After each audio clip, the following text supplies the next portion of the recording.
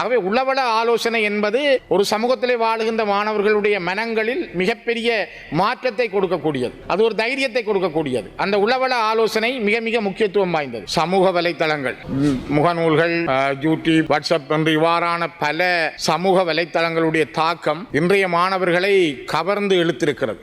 இன்றைய தினம் வழக்கறிஞர் திருமதி கிருணி விஜயசிங்க அவர்களால் கொண்டு வரப்பட்ட பாடசாலை மாணவர்களின் கல்வி அபிவிருத்தி, தொழில் அபிவிருத்தி மற்றும் தனிநபர் சமூக அபிவிருத்தியின் பொருட்டு ஒவ்வொரு பாடசாலைக்கும் பயிற்றப்பட்ட உளவள ஆலோசகர், ஸ்டூடெண்ட் கவுன்சிலர் ஒருவரை நியமித்தல் என்கிற இந்த பிரேரணை ஒரு காலத்தினுடைய தேவையாக நான் கருதுகிறேன்.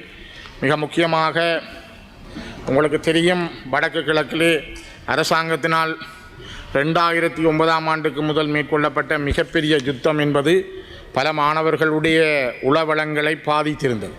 அந்த நேரத்தில் அவர்களுக்கான உளவள ஆலோசனைகளை வழங்கக்கூடிய சூழல் இந்த அரசாங்கத்தினால் ஏற்படுத்தப்படவில்லை.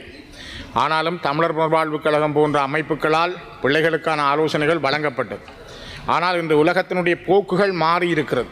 குறிப்பாக சமூக வலைத்தளங்கள், முகநூல்கள், யூடியூப், வாட்ஸ்அப் என்று இவ்வாறான பல சமூக வலைத்தளங்களுடைய தாக்கம் இன்றைய மாணவர்களை கவர்ந்து இழுத்திருக்கிறது.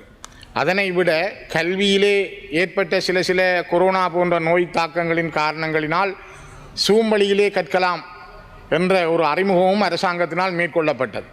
உலகத்தில் இன்று கற்பித்தல் முறை கூட இலத்திரனியல் ஊடகங்களுக்கு ஊடாக சூம் வழியிலே பெறுகிற பொழுது அவர்கள் அந்த சூம் வழியிலே கற்கிறது மட்டுமல்ல, அதுக்கு பிற்பாடு அந்த கைத்தொலைபேசிகள் ஊடாக அல்லது தாங்கள் கற்கின்ற இலத்திரனியல் சாதனங்கள் ஊடாக சமூக வலைத்தளங்களுக்குள் போகின்ற சூழல் உருவாக்கப்பட்டிருக்கிறது. மக்களுடைய கவனச்சிதைவு, அவர்களுடைய மாணவர்களுடைய கவனச்சிதைவு, மாணவர்களுடைய கவன கலைப்பான் என்பது இதனூடாக மிக பாரிய அளவிலே ஏற்பட்டிருக்கிறது. இதனால் கல்வியிலே அவர்கள் கொண்டிருக்கிற ஆர்வம், அவருடைய அக்கறை வீழ்ச்சியை நோக்கி போயிருக்கிறது என்பதைத்தான் பல்வேறுபட்ட அடைவுமட்டங்கள் சொல்லுகின்றன.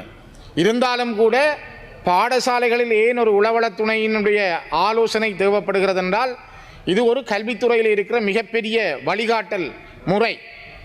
உங்களுக்கு தெரியும், மின்குமிழை கண்டுபிடித்த தோமஸ் அல்வா எடிசன் பாடசாலையிலே படிக்க முடியாதென்ற ஆசிரியர்கள் வெளியிலே விட்ட பொழுது அவரை, நீ ஒரு சிறந்த மாணவன், உனக்கேற்ற பாடசாலை இங்கு இல்லை என்று அவருடைய மனதை தேற்றி அவருக்கு ஒரு உளவள ஆலோசகராகவும் ஆசிரியராகவும் அவரை வழிநடத்திய தாய் அவரை இந்த உலகத்தினுடைய ஒரு பெரிய விஞ்ஞானியாக மாற்றினார். ஆகவே உளவள ஆலோசனை என்பது ஒரு சமூகத்திலே வாழுகின்ற மாணவர்களுடைய மனங்களில் மிகப்பெரிய மாற்றத்தை கொடுக்கக்கூடியது, அது ஒரு தைரியத்தை கொடுக்கக்கூடியது. அந்த உளவள ஆலோசனை மிக மிக முக்கியத்துவம் வாய்ந்தது.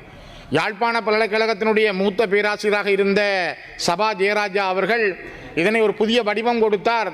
சீர்மியம், உளவியல் என்பதை ஒரு சீர்மிய நடவடிக்கை என்ற அடிப்படையில் மாணவர்களுக்கு அந்த சீர்மிய நடவடிக்கைகளை, உளவியல் சிகிச்சையை எவ்வாறு ஆசிரியர்கள் மேற்கொள்ள வேண்டும், அதற்காக அவர் கையாண்ட பல யுக்திகள் உண்டு.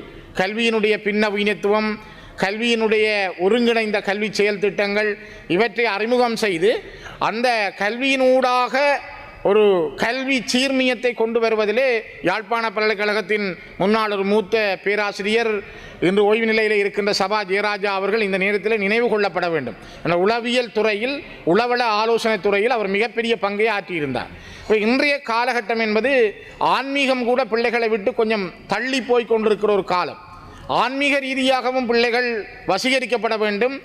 அதை மதத்தலங்கள், மத நிறுவனங்கள் சரியான முறையில் பின்பற்ற வேண்டும். உங்களுக்கு தெரியும், எத்தனையோ சிறுமிகளை மதத்தலங்களில் இருக்கிற மத நிறுவனங்களை நடத்துகின்றவர்கள் துஷ்பிரயோகம் செய்கின்றார்கள்.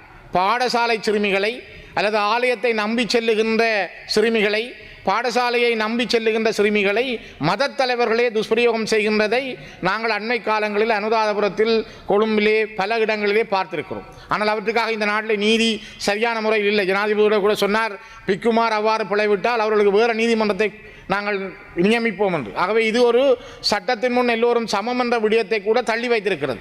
குறிப்பாக மாணவர்களுக்கான இந்த உளவள ஆலோசனை, அதிலும் பருவ வயதில் இருக்கின்ற பிள்ளைகள், பெண் பிள்ளைகள், ஆண் பிள்ளைகளுக்கான பல்வேறு வகைப்பட்ட உளவள ஆலோசனைகள் மிக முக்கியத்துவம் பெற்றிருக்கின்றன. அதனை கௌரவ உறுப்பினர்கள் இன்று சபைக்கு கொண்டு வந்திருப்பதும், அந்த பிரேரணையை நிறைவேற்ற வேண்டியதும் மிக காலத்தினுடைய கடமை, மிக மிக முக்கியத்துவம் வாய்ந்தது. இது தனி ஒரு கவுன்சிலரோடு மட்டும் நிற்கக்கூடாது. ஒரு பாடசாலைக்கான ஒரு கவுன்சிலர் சட்ட ரீதியாக நியமிக்கப்படுகிற பொழுது ஒரு வலயத்திற்கான உளவள உதவி கல்வி பணிப்பாளர் ஒருவரும் நியமிக்கப்பட வேண்டும். அவருக்கான பிரம்பான ஒரு தனியான அலகு உருவாக்கப்பட்டு அவருக்கு அந்த வசதிகள் ஏற்பாடு செய்து கொடுக்கப்பட வேண்டும். அப்பொழுதுதான் அது ஒரு வெற்றிகரமானதாக, மிகவும் நேர்த்தியானதாக, அது பிள்ளைகளை சென்றடையக்கூடியதாக இருக்கும். அதற்கான ஆசிரிய ஆலோசகர்கள், வளவாளர்கள் உருவாக்கப்படுகிற பொழுதுதான் இந்த உளவள ஆலோசனை பிள்ளைகளை கனதியாக சென்றடையும், அது பிள்ளைகளை வழிநடத்தக்கூடியதாக இருக்கும். இன்றைய நாள் இந்த கொண்டு வரப்பட்ட உளவள ஆலோசனை என்பது மிக மிக முக்கியத்துவம் வாய்ந்தது, காலத்துக்கு மிக தேவையானது. இன்றைய உலக ஒழுங்கு, உலகங்களுடைய போக்குகளிலே மாணவர்களுடைய மனநிலைகளை இனங்கண்டு அவர்களை இந்த வேலை உலகுக்குள்ளும் மாணவர்களை வெற்றிகரமான மனிதர்களாக மாற்றுவதற்கும் உளவள ஆலோசனை என்பது மிக மிக முக்கியத்துவம் வாய்ந்தவை. ஒரு கணித மேதை ராதாகிருஷ்ணனை இந்த உலகம் தந்ததென்றால், ஒரு மிகப்பெரிய வீரனான புருஸ்லியை இந்த உலகம் தந்ததென்றால், ஒரு தோமஸ் அல்வா எடிசனை உலகம் தந்ததென்றால், அது அவர்களுடைய குடும்பத்திலே இருந்து வந்த உளவள ஆலோசனை, ஆசிரியர்களுடைய ஆலோசனை, அவர்களுக்கு கொடுக்கப்பட்ட தன்னம்பிக்கை, அதுதான் அவர்களை இந்த உலகத்தினை வெற்றி மனிதர்களாக மாற்றியது. அதனைத்தான் அப்துல் கலாம் அவர்களும் சொல்கிறார், நீ என்னவாக நினைக்கிறாய், கனவுகான். அந்த கனவுகள் பிள்ளைகளிடம் இருப்பதற்கு சரியான நம்பிக்கை வழங்கப்பட வேண்டும். அந்த நம்பிக்கைக்கான உளவள ஆலோசனை பாடசாலைகளில் மிக நேர்த்தியாக ஆரம்பிக்கப்பட வேண்டும் என்பதை நானும் இந்த கொண்டு வந்திருந்த பிரேரணையை வழிமொழிந்து நான் அதனை செய்ய வேண்டும் என்பதை வலியுறுத்துகிறேன். மிக மிக முக்கியத்துவம் வாய்ந்தது. குறிப்பாக இலத்திரனியல் உலகத்தில் இன்றைய இந்த சமூக வலைத்தளங்களிலிருந்து பிள்ளைகளை காப்பாற்றவும், அவருடைய கல்வித்துறையிலே அவர்கள் முன்னேறவும், உலகத்தை வெற்றி கொள்ளவும் அவர்களுக்கான அதிகமான உளவள ஆலோசனை அவசியம் என்பதை வலியுறுத்துகிறேன்.